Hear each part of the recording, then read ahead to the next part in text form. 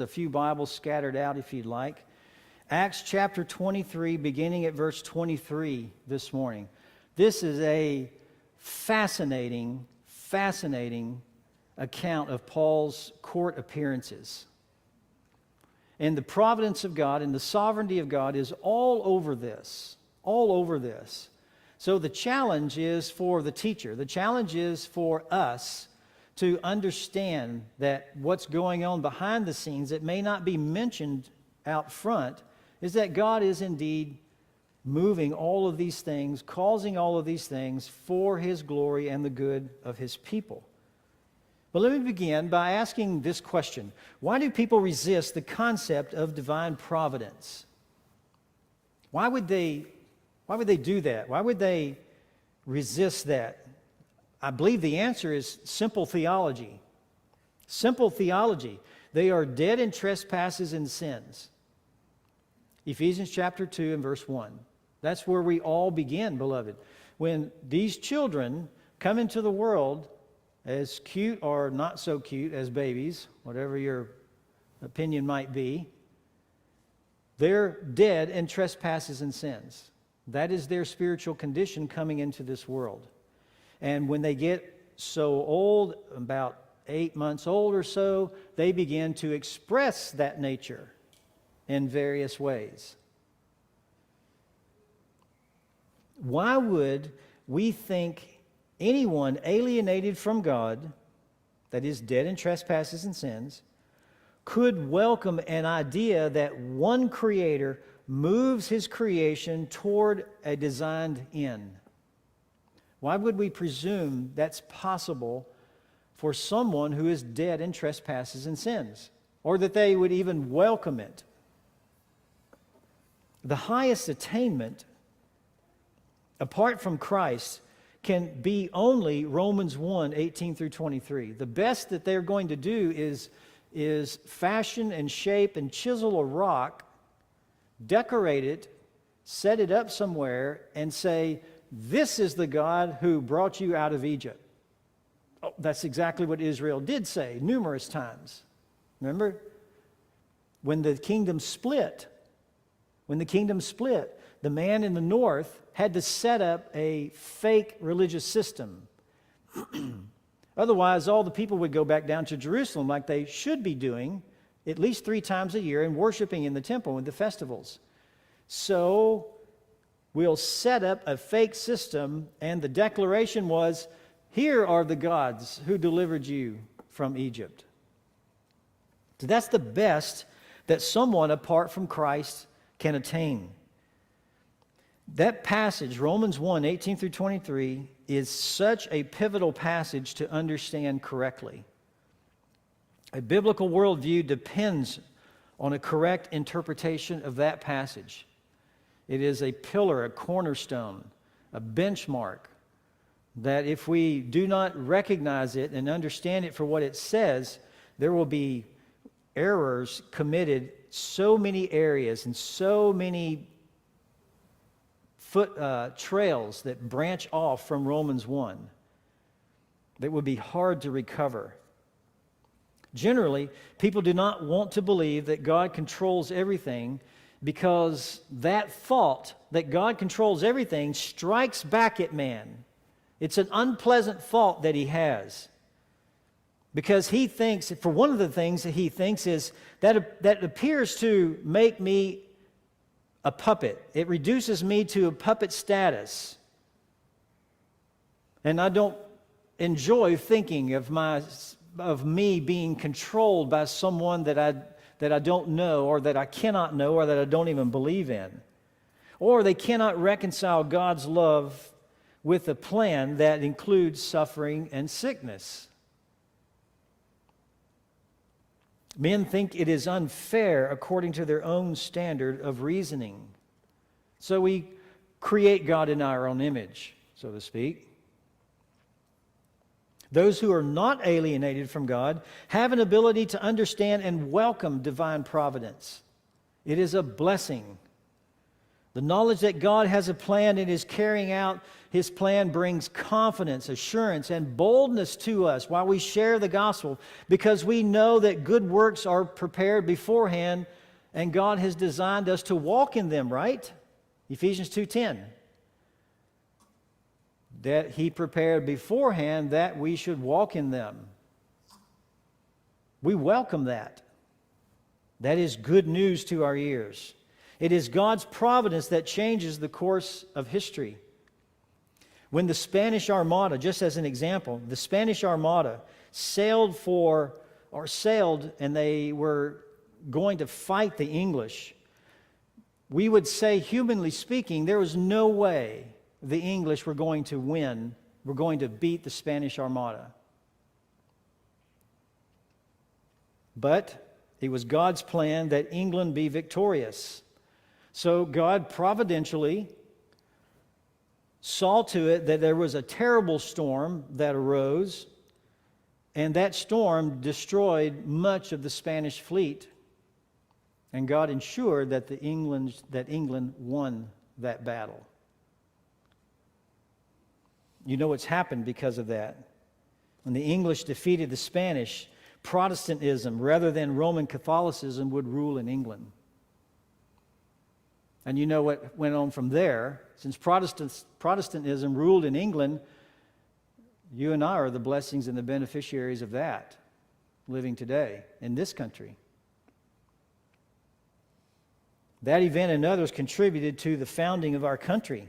God also prepared Paul by having Claudius Lysias write a letter of acquittal, freeing Paul of any serious charges. This simple letter that he wrote, traveling up to Caesarea, prepared the way for Paul to appear before the Roman governor Felix, and that prepared Paul for the ultimate appearance before Caesar, as he's going to appeal to Caesar. Last week we looked at the conspiracy of enemies in chapter 23, verses 12 through 22. There was a dark plan conceived in verses 12 and 13. And then there were the dark plan details in verses 14 and 15. It was a malignant plan. They planned to kill Paul. It was determined. They bound themselves under an oath. It was a strong plan, more than 40 men participating in this, and it was secretive. It was cunning. They planned to ambush Paul somewhere between the Roman fortress of Antonia and where they were going to, where the high priest would meet him. But there was a flaw in their dark plan, and that comes out in verses 16 through 22. And that flaw was there was no consideration for the God factor. We didn't factor in providence. Oh no, we missed providence. How could we forget providence? How could we forget the contingency upon contingency and upon contingency to consider what God might do to protect His chosen apostle? Oh my. Fatal flaw, tragic flaw, as Shakespeare said in Macbeth, the tragic flaw. No consideration for the God factor and His intimate involvement in the affairs of people, especially His own people. Think about it. No warning or expectation. Suddenly, an otherwise unknown nephew just happened to be at the perfect location to overhear the plot. He somehow had full access to the Antonia barracks to tell Paul. And Paul tells a centurion, and that centurion was willing to take his nephew to the commander, and the busy commander listened to him right away and believed him. A commander of 1,000 believed this young man. God keeps His promises in a remarkable style. What promise was that? Paul, you are going to Rome. Verse 11 of chapter 23. Take courage, for as you have solemnly witnessed to my calls at Jerusalem, so you must witness at Rome also. An older commentary writes this: God delights to work behind the scenes a storm of rain perhaps, a delay in a traffic jam, or a seemingly chance meeting. And often unknown to us, some danger has been averted or some change of direction has operated in our lives. Omnipotence has its agents everywhere. What happened next? Let's pick it up in chapter 23, verse 23. He called to him 2 centurions. This is the commander, verse 22. He told the nephew, don't tell anybody that you've told me of these things. That's obvious. You can't do that. He called to him 2 of the centurions and said, get 200 soldiers ready by the 3rd hour of the night to proceed to Caesarea with 70 horsemen and 200 spearmen. Whoa, just a little bit of an overdoing, huh? They were also to provide mounts to put Paul on and bring him safely to Felix the governor. And he wrote a letter having this form. Claudius Lucius, to the most excellent governor Felix, greetings. When this man was arrested by the Jews and was about to be slain by them, I came up to them with the troops and rescued him, having learned that he was a Roman. And wanting to ascertain the charge for which they were accusing him, I brought him down to their council, and I found him to be accused over questions about their law, but under no accusation deserving death or imprisonment.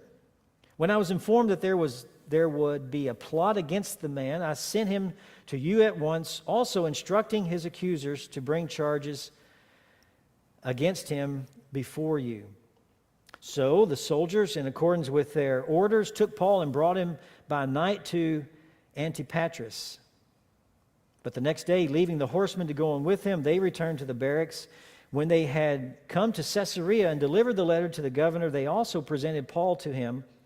When they had read it, he asked from what province he was, and when he learned that he was from Cilicia, he said, I will give you a hearing after your accusers arrive also, giving orders for him to be kept in Herod's praetorium. We'll stop right there and cover this section. Here you have the reaction to the plot.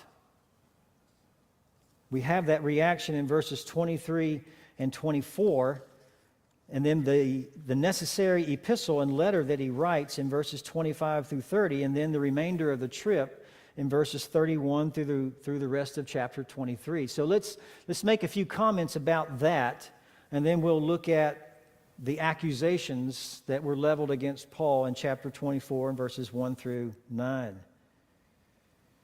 So when this young man, Paul's nephew, told him about all of this, Lucius perceived the seriousness of the matter. Even if we don't sitting here this morning, he knew it was a serious matter.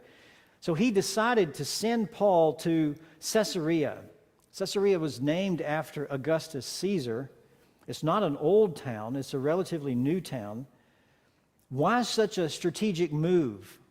Why move all the way up there? This is a bit over 60 miles that they're moving to. Why do this? Well, he was the commander of the Jerusalem garrison. This commander was. We have learned that. And his primary responsibility was maintaining peace and order.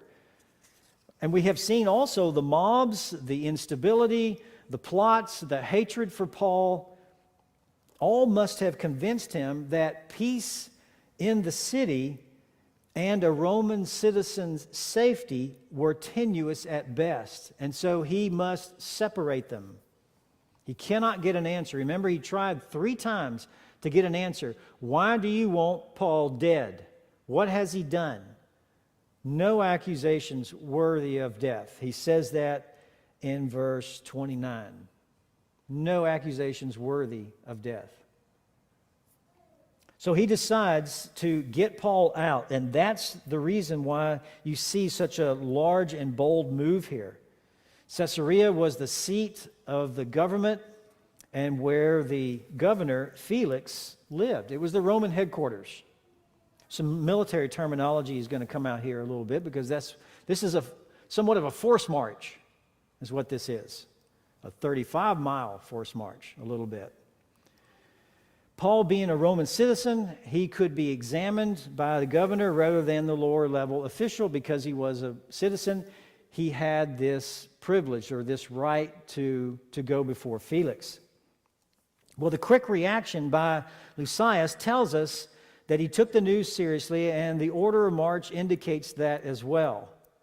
And since there were more than 40 conspiring in a plot to ambush Paul, the reaction must exceed to ensure that this evil effort fails.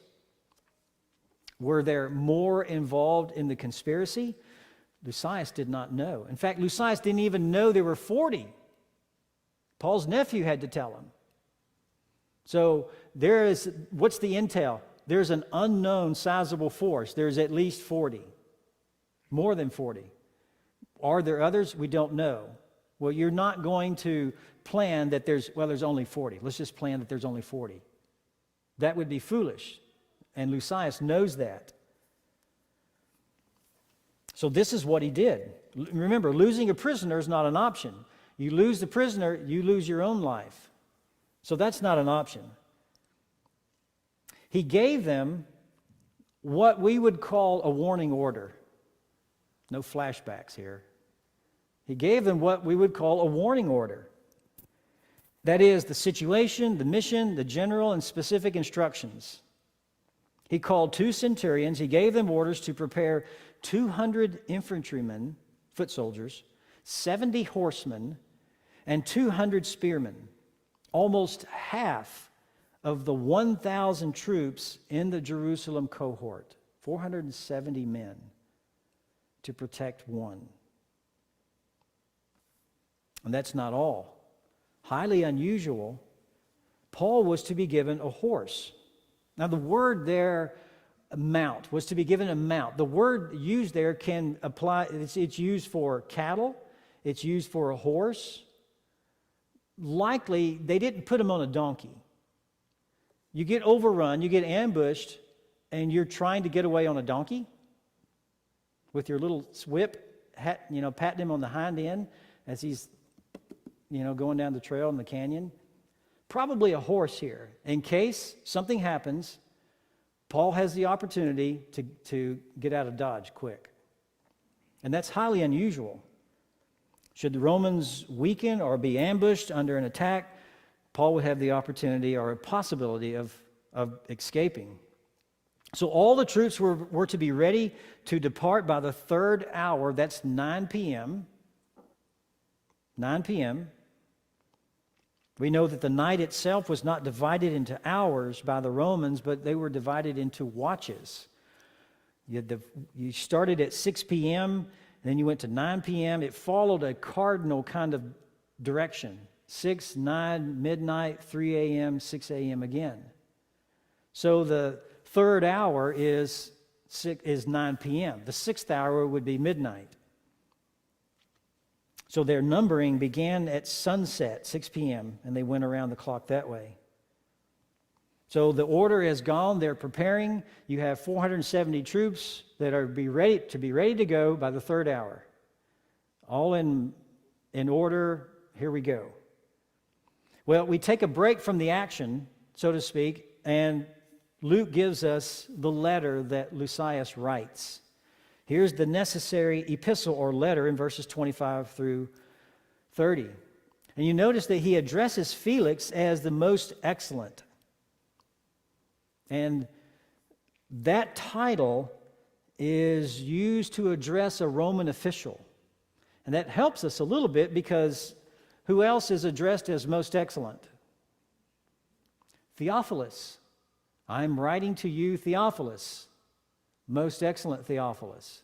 So it's very likely that Theophilus was a Roman official of some sort because that term is used, or people in a Roman official was saluted as most excellent. In chapter 24, verse 3, that term is going to be used again. So what this supports is that the Gospel of Luke and Acts are addressed to Roman readers. He includes the Gentiles, the Roman readers, in his readership. But we're going to go see Felix, most excellent governor Felix. Who was Felix? Wow. Well, you might be surprised to learn that Felix began his life as a slave. as a slave. He was born a slave. He had a brother named Paulus, Pallas. And Paulus, for some reason, was a favorite of the Roman high-ups in politics. And through the influence of Paulus, his brother, Felix had risen to be a freedman and then to be a governor. He was the first slave that we know in history, the first slave ever to become a governor of a Roman province. This is Felix. His reputation is horrible because he behaved as a governor just like he did as a slave, evidently, was the over and over testimony that I came across. He was completely unscrupulous and was capable of hiring thugs to murder his own closest supporters. Reminds you of Herod, doesn't it? A little bit. That was the kind of man Paul was going to stand before. God's in control of all this, but he's going to stand before this kind of man, has this kind of character. Well, the circumstances of Paul's arrest begins in verse 27, when this man was arrested. Now, as we read through that, if you were thinking to yourself, wait a minute, this is not exactly how it happened. I don't remember this happening earlier in the text. You are correct. Lucius stretched the truth a bit to his own advantage. He did this. Why he did this? Perhaps to cover his own backside, so to speak.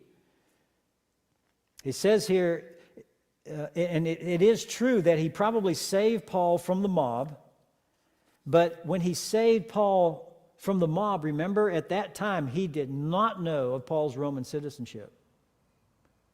Remember, he was going to he was going to scourge Paul.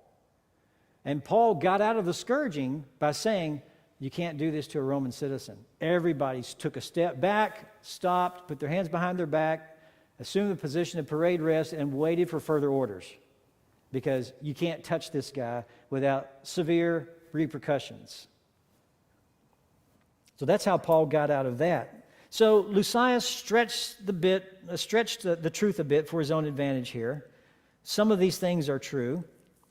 The report to Felix allowed no wiggle room, because you saw there in verse 29 the statement that he makes. There is no charge against him that deserved death or imprisonment. Nothing of that. No wiggle room. Is it possible that, well, look, it's possible that there could be a tornado. It's possible that there could be an earthquake. But there's no wiggle room here. The word is not possible. The word should be probable. Is it probable that there would be an earthquake now? No. Is it possible? Well, of course. So you can manipulate. Isn't it possible that you could not have seen that? Well, I suppose it is possible, and all the range of things that could have happened, it's possible. Well, that's it. I don't want you to say anything else. So he makes an airtight statement there. There was no charge against him that deserved death or imprisonment. Good statement by him. Now in verse 31, we pick up with the narrative again. So 9 p.m., they leave the camp. They leave Jerusalem. The story resumes at verse 31. It was a 2-day trip to Caesarea. As we noted, it's a little bit over 60 miles from Jerusalem to Caesarea. They're traveling northwest, northwest, to be more precise. According to the orders, and by this time they had received an operation order, according to that, the troops went beyond the wire at 9 p.m., 2100 hours, under the cover of darkness. They marched all night. The glow of the following morning in the eastern sky, when that happened, they were 35 miles down the road. Of course, the goal here was to put distance between Jerusalem and Paul. So as they marched, they went 35 miles. You figure that's 9 hours if they traveled at 4 miles an hour, which is not a hard march, not a difficult march.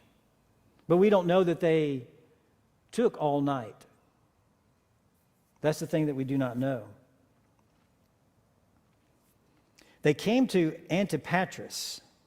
Antipatris. Now, that's an odd name for us. I haven't heard about that. You've heard of the Old Testament name several times, and I'll tell you in just a second. You've heard of the Old Testament names. But they came to Antipatris, 35 miles northeast of Jerusalem.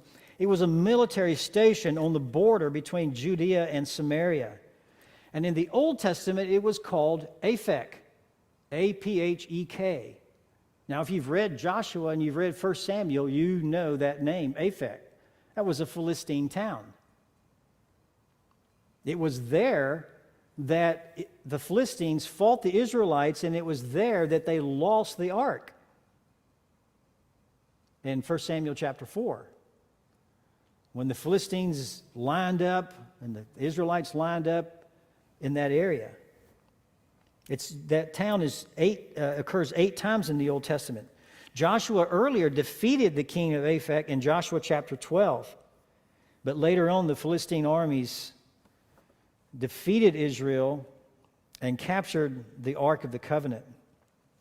Well, this town became, in the New Testament, was known as Antipatris. Now, how did that happen?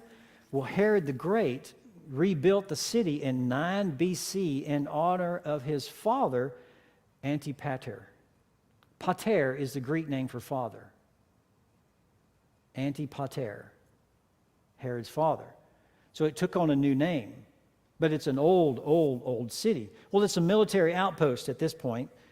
And then verse 32 tells us the next day, they arrived there, the next day, the 70 horsemen escorted Paul to Caesarea. They completed this escort of Paul to Caesarea with the 70 horsemen. The infantry, the foot soldiers, had carried out their orders by taking Paul and bringing him from Jerusalem to Antipatris. They returned to their barracks in Jerusalem at that point. Why? Think about it. Almost half of the garrison in Jerusalem was gone. You can't leave half of a garrison in a volatile place like Jerusalem very long. Word gets out, the zealots begin to plan quick ambushes, and it's hurried up insurrection attempts and stuff because they know that the Roman forces are cut in half. Now's the time to move. So he had to get the foot soldiers back to Jerusalem so that nobody would be thinking foolish thoughts. So the infantrymen, the foot soldiers, returned to their barracks in Jerusalem, and the 70 horsemen followed Paul and escorted him all the way to Caesarea. And when they arrived and the letter was given to Felix and Paul was handed over to the governor, this is what he did. First, he read the letter written by the commander of his troops and probably read it aloud with Paul and his guards listening. That was the common thing to do in the time. And then he asked Paul concerning the location of his home province. And the second latter part of verse 34. He wanted to know where you are from. He needed to know that information because he has jurisdiction over certain areas, and in other areas he does not have jurisdiction. So asking him where his home province was suggests that he might have tried to avoid accepting the jurisdiction. Maybe he did not want to be a part of this, but he saw that he did not have any choice. This was within his boundaries. Third, he accepted Paul's case, probably because, as we just noted, at this time in Cilicia, together with Tarsus, where Paul held citizenship, belonged to a large province or a large area of landmass subordinate to that Roman governor of Syria, and therefore it was his jurisdiction, it was his responsibility. And last, he decided to postpone the proceedings until the arrival of Paul's Jewish accusers. And Paul was confined to the praetorium. What was the praetorium there in Caesarea? It was a palace built by Herod the Great. Built by Herod the Great, which now served as the Roman headquarters. And so he He is placed there, and he has a certain amount of freedom there in the praetorium. But now the scene has shifted. Understand that when he left Jerusalem at 9 p.m. that night, so far as the book of Acts tells us, he would never go back to Jerusalem. Perhaps he did, we don't know.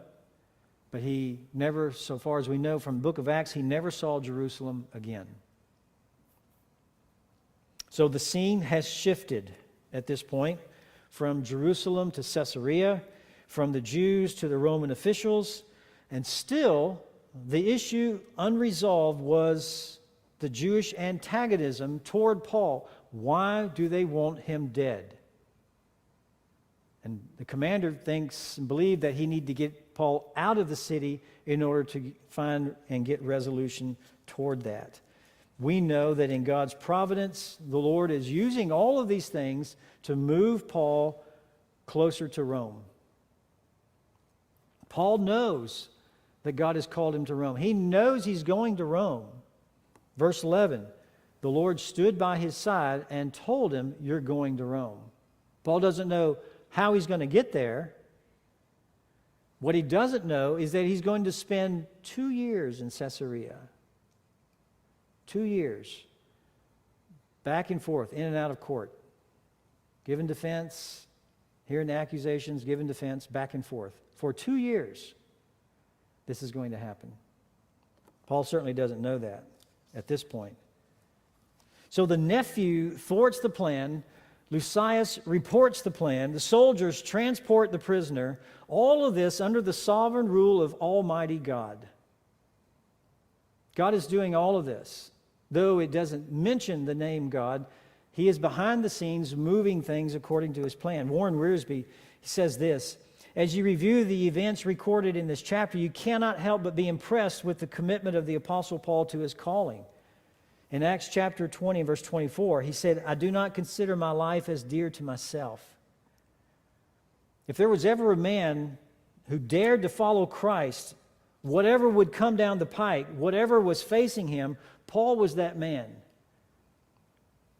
When you get to a point where you regard your life as not dear to yourself, but you're ready to die for Christ, understand, beloved, you are precisely where you're supposed to be. That's where we all should be.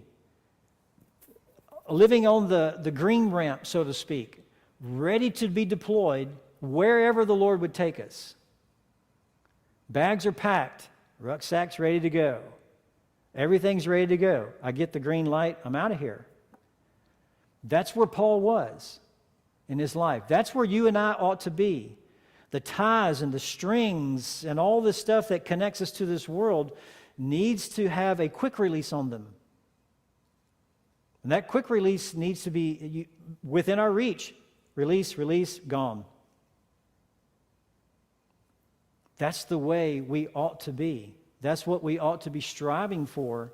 That's how we should live. That's what should be our attitude every day. And it was the Apostle Paul's. He did not look for the easy way out, but for the way that would most honor the Lord and win the lost. I do everything I do so that I may win those for Christ. If eating meat is bad in front of you, I'm not going to eat meat. If you offer me a glass of wine and you won't listen unless I drink the glass of wine, I'll drink the glass of wine if you'll listen to the gospel. Whatever it takes to win Christ. Short of compromise, of course. Short of compromise, for sure. He was even willing, that is, Paul was even willing to become a prisoner if it would further the work of the gospel.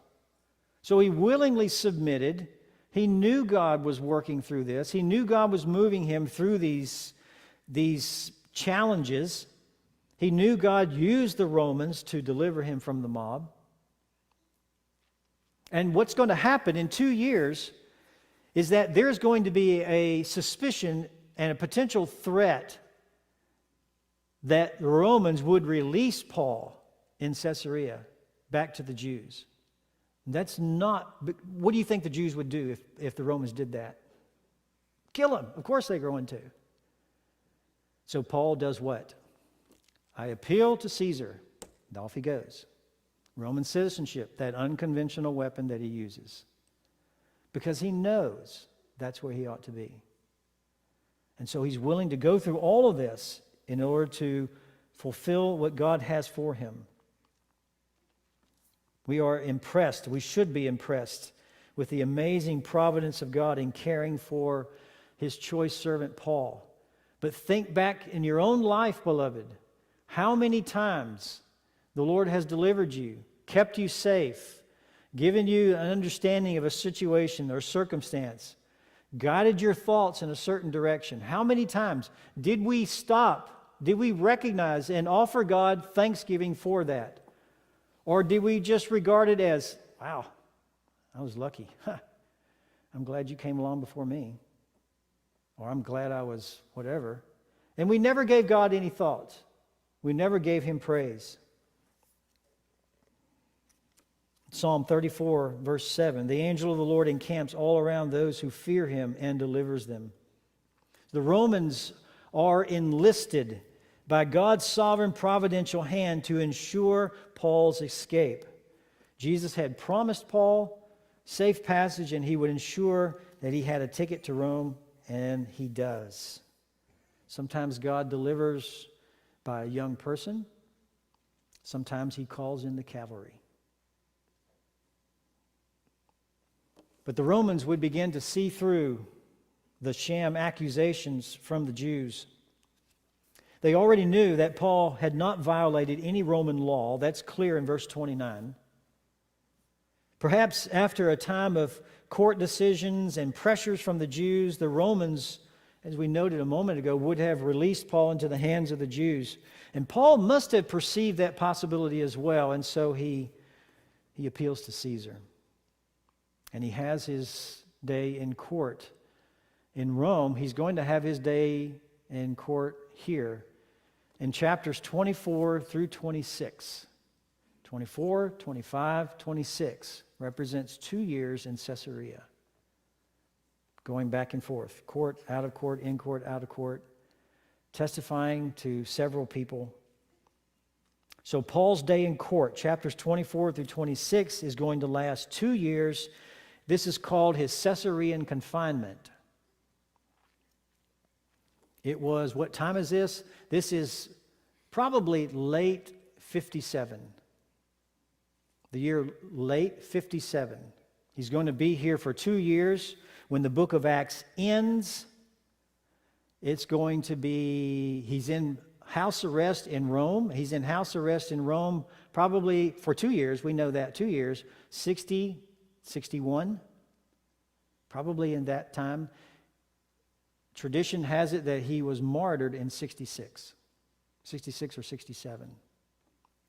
So at this time, Paul is about 8 years, 9 years from going home to be with the Lord. Of course, he doesn't know that at this time, but this is where we're at in the life of Paul. Late 57, and he'll be here through late 59, and then he'll go to Rome. And while in Caesarea, Paul will go before 3 major political figures. Remember Acts chapter 9? You're going to testify before kings and Gentiles. Here's where it happens, where some of it happens, right here. He's going to go before Governor Felix in chapter 24. He's going to go before a man by the name of Festus in chapter 25, and in chapter 26, or the latter part of chapter 25 and chapter 26, he's going to appear before the Jewish king Agrippa II, and that's king in title only.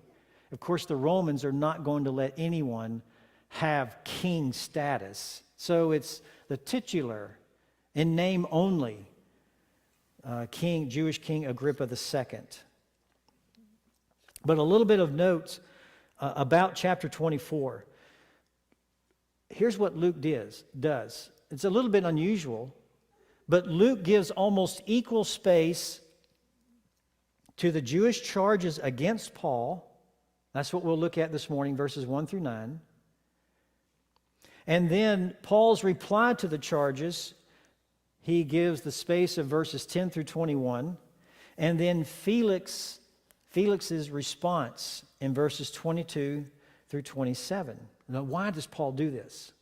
Why does he allow this much space? Writing materials and ink and different things like that was not plentiful. You just couldn't go down to Rite Aid and buy a tablet.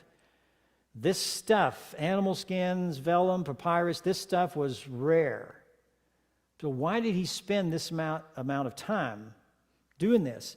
Well, it appears that he wishes to show that despite the devious skill of the Jewish charges and the notorious cruelty and corruptibility of Felix, no other conclusions can be drawn from Paul's appearance before him other than Christianity had nothing to do with political sedition. Jewish opposition to Christianity sprang from the Christian claim to be legitimate fulfillment of the hopes of Judaism. So when we're through here, Luke hopes that the reader will have no question. No, Christianity is not a political sedition. No, it's not Judaism. That's likely why he spends this much time making that very clear. So let's look at, it's not long, look at the accusations against Paul in verses 1 through 9. It's difficult to section this out because it's almost all one scene. The accusations against Paul in verses 1 through 9. After 5 days, the high priest Ananias came down with some elders and with an attorney named Tertullus. And they brought charges to the governor against Paul, and after Paul had been summoned, Tertullus began to accuse him, saying to the governor, "Since we have through you attained much peace, and since by your providence reforms are being carried out for this nation, we acknowledge this in every way and everywhere, most excellent Felix, with all thankfulness. But that I may not weary you any further, I beg you to grant us, by your kindness, a brief hearing. For we have found this man a real pest, and a fellow who stirs up dissensions among all the Jews throughout the world, and a ringleader of the sect of the Nazarenes. And he even tried to desecrate the temple. And then we arrested him." Then you probably have brackets in your Bible. "We wanted to judge him according to our own law, but Lucius, the commander, came along and with much violence took him out of our hands, ordering his accusers to come before you. By examining him yourself concerning all these matters, you will be able to ascertain the things of which we accuse him." The Jews also joined in the attack, asserting that these things were so.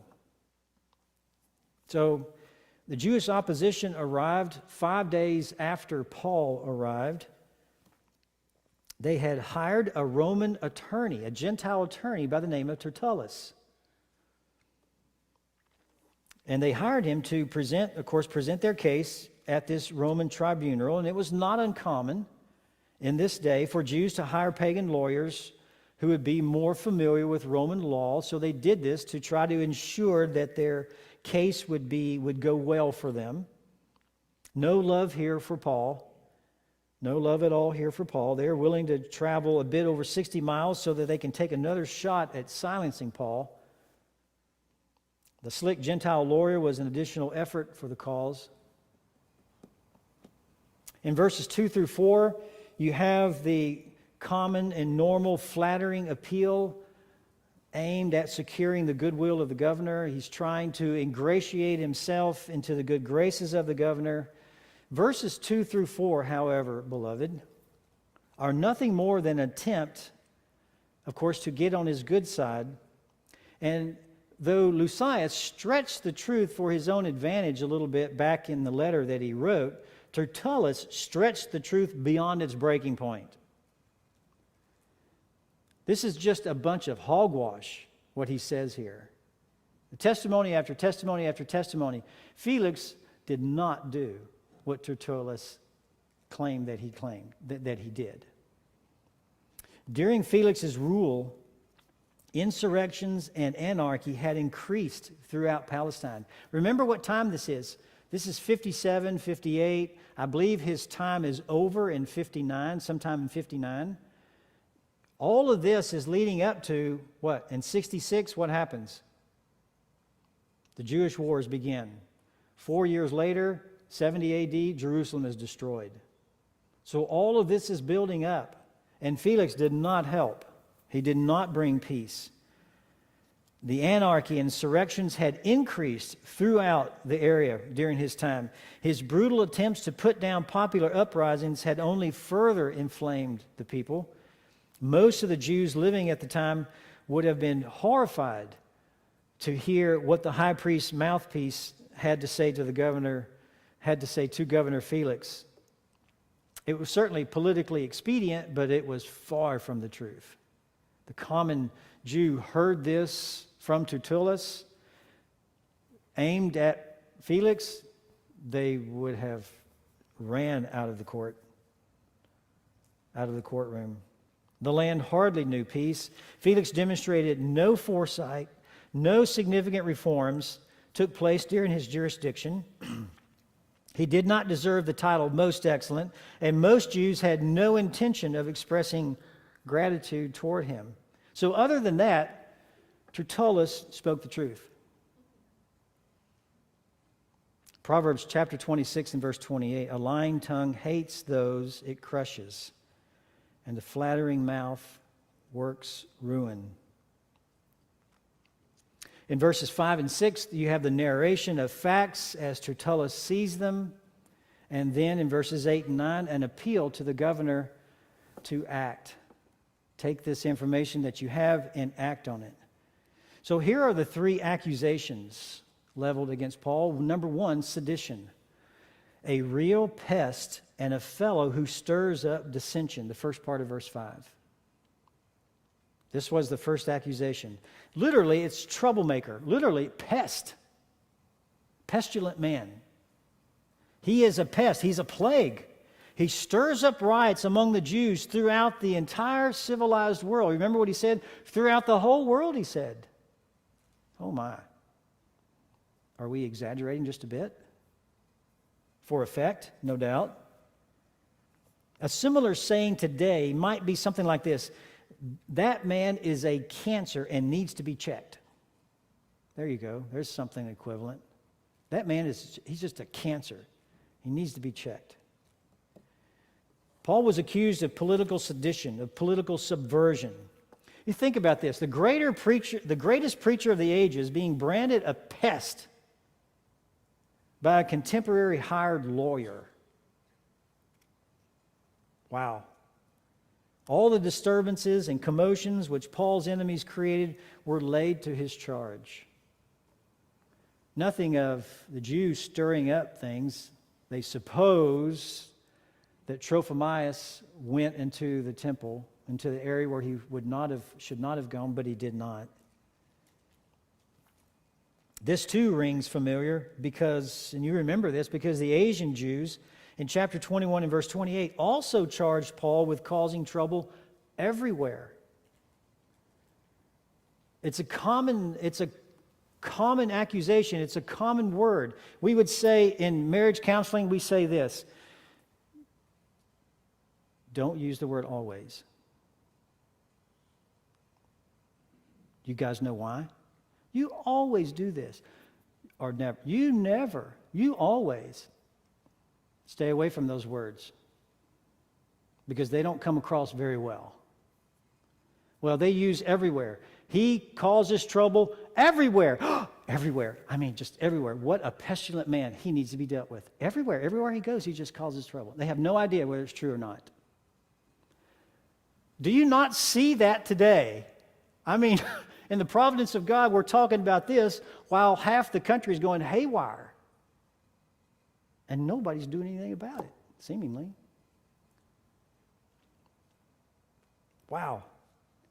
Figuratively, Paul is a plague and a pest to those who do not want to hear about Jesus as the Messiah. This Messiah who was sent to redeem and to save people, not to disturb and kill. Paul was a danger to civic peace. Even back in Thessalonica, Acts chapter 17 and verse 6, listen to what they say. When they did not find them, they began dragging Jason and some of the brethren before the city's authorities, shouting, "These men who have upset the world have come here also." The common tactic. The mud gets slinged on the wall to manipulate the thoughts and the minds of people. Remember that, beloved. Remember that. It's not a current tactic. It's thousands of years old. One commentator wrote, wherever Paul went, there was either a riot or a revival. So in a sense, this accusation had some truth, but Paul was not the one guilty of disturbing and creating riots by the Jews. He was the one certainly guilty of sharing the gospel. And when he shared the gospel, they opposed his gospel message. So we know that the gospel does stir up the status quo in the lives of sinners, but that cannot be laid on Paul. But people try that, do they not? Well, the national anthem just creates too much commotion. So let's just don't do the Pledge of Allegiance or the national anthem at all. That's not a solution. That's drop back 10 and punt. That's no resolve to anything. Well, let's just make sure Paul is quiet, then there won't be any upriots. That's not a solution. That's not a remedy for that. We shouldn't be surprised that when we proclaim the gospel to others that, in a sense, they put us on trial. They judge us. They make an immediate decision and evaluation. We know that the gospel is going to stir up people, especially people who think they're secure. You knock on the door. Can I talk to you about Jesus Christ? I already go to church. Close the door. That's not what I asked about what church you go to. I want to talk to you about Jesus Christ. I'm safe, I'm secure, and I don't want to be upset. I go to church. Close the door. Nothing. What? What happened? Especially religious folks who are satisfied with their ritual without a relationship with God. The second accusation was heresy. A ringleader of the sect of Pharisees, or the sect of the Nazarenes. That's the second part of verse 5. Ringleader. It's a politically charged term. The instigator. The one who stood up as a leader, as a chief. And the implication Tertullus intends is that Felix began to think that this man was a political threat to Rome as well. That's what he's hoping Felix will begin to think in his mind, that this man truly is. He's probably a political threat to Rome as well. He's a ringleader of the sect of the Nazarenes. Oh my.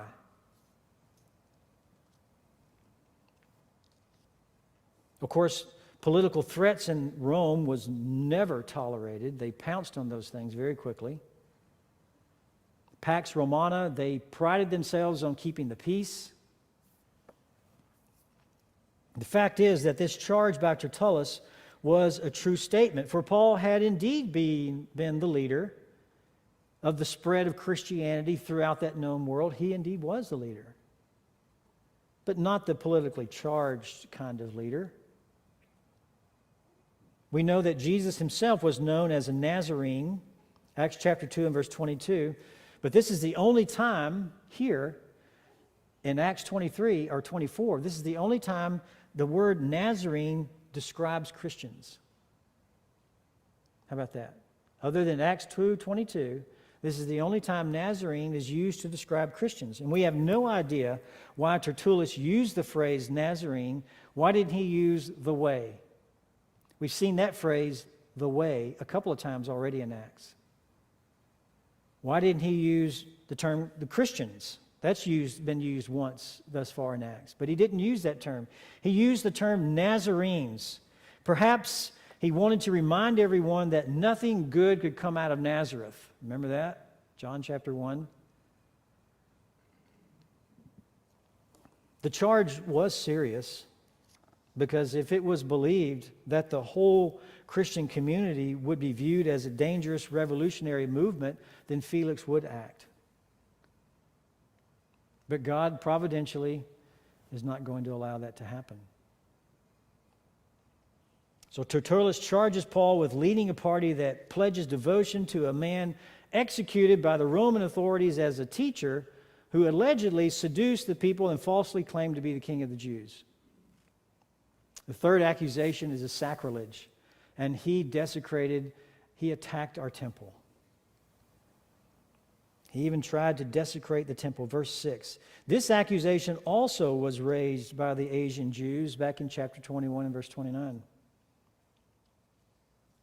Now we know that the Romans did grant the Jews the right to enforce their laws. The Jews had the privilege, had the leeway. If someone violated or desecrated their temple, the Jews had the authority to act. So all they need Rome to do is turn him over to us. We'll take care of it. Don't call us, we'll call you. We'll take care of this. Promise Paul won't be, you'll never see him again. He won't be a problem anymore. You see where they're going. So Rome did grant the Jews that. The Asian Jews, remember, they claimed that Paul actually did defile the temple by taking Trophimus beyond the wall. They supposed that. But here, Tertullus only claims that he tried to do it. Had Tertullus substantiated this charge, it would have obligated Felix to turn Paul over to jurisdiction of the Sanhedrin. So this is not a thrown together kind of thing. This is thought through. They are really trying to worm their way into getting access to Paul. And they're doing so with great effort.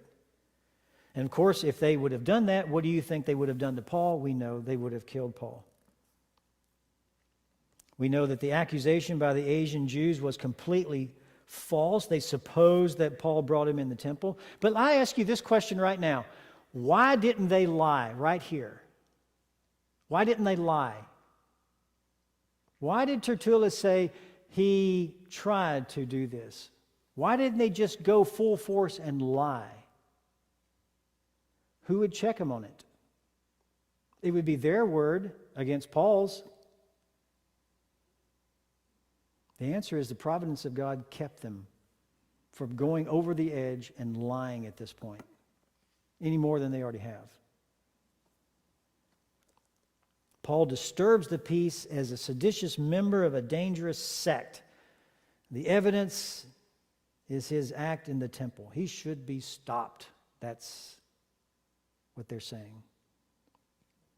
So Tertullus, verse 8, invited Felix to examine Paul personally. Tertullus is confident that charges brought by the Jews against Paul, that Felix would confirm them. Verse 9, the Jews began to speak up, and in so doing, they confirmed the alleged charges against Paul. Liars, every one of them lying. Every one of them lying. Remember David's words in Psalm 3:6. I will not be afraid of 10,000s of people who have set themselves against me round about. The principle of that passage is still true today, beloved.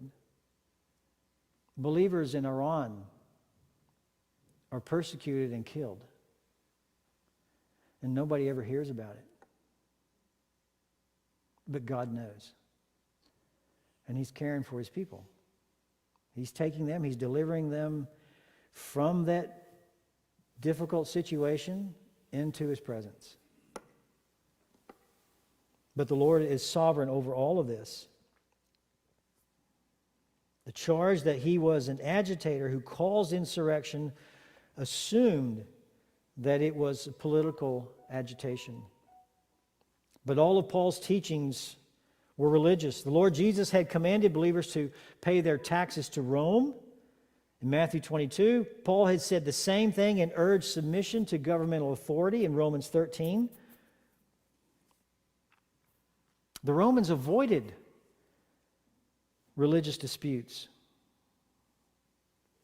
And the charge that he was a ringleader of the Nazarenes again assumed that it was a political movement instead of a religious faith. So here is why, closing statement,